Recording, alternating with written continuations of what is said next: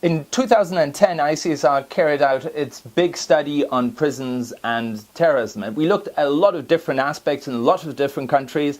But one aspect that we particularly focused on was the question of individual de-radicalization programs.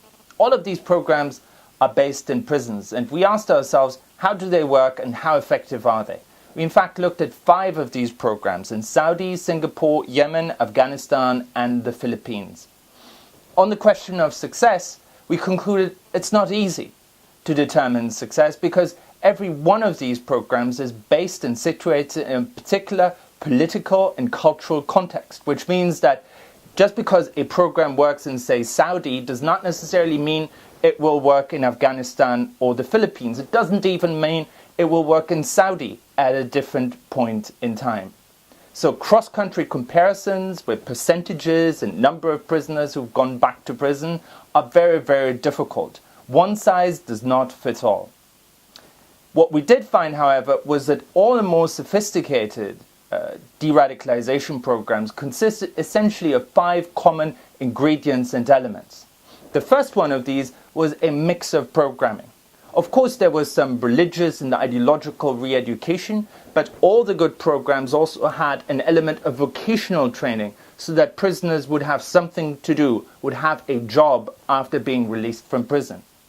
The second common element were credible interlocutors, people who were liaising with the prisoners, who were hanging out with the prisoners every day. They had to have some sort of credibility, either because they had been extremists themselves at some point, or because they had particular knowledge and qualifications about Islam, or quite simply because they were very good at showing empathy. But they had to be credible in the eyes of the people they were dealing with.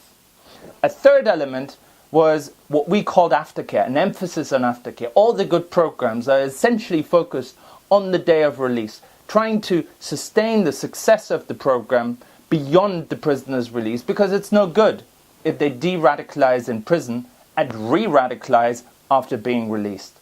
A fourth element that was important was the emphasis on creating commitments. Really, it is about re-establishing links to family, maybe starting a family for the prisoner himself, getting him a job, making him make promises to the tribe in the case of Saudi or other institutions, so that the cost of returning to extremism becomes extremely high. And fifth and finally, there was an emphasis in every good program on material inducements, whether it is a cut in the prison sentence or whether it is money, apartments, cars, etc. However, what we also found was that those programs that relied mostly or exclusively on material inducements were also the least successful ones. Because ultimately, of course, material inducements run out at some point, and if your entire incentive is built around material inducements, it will not last.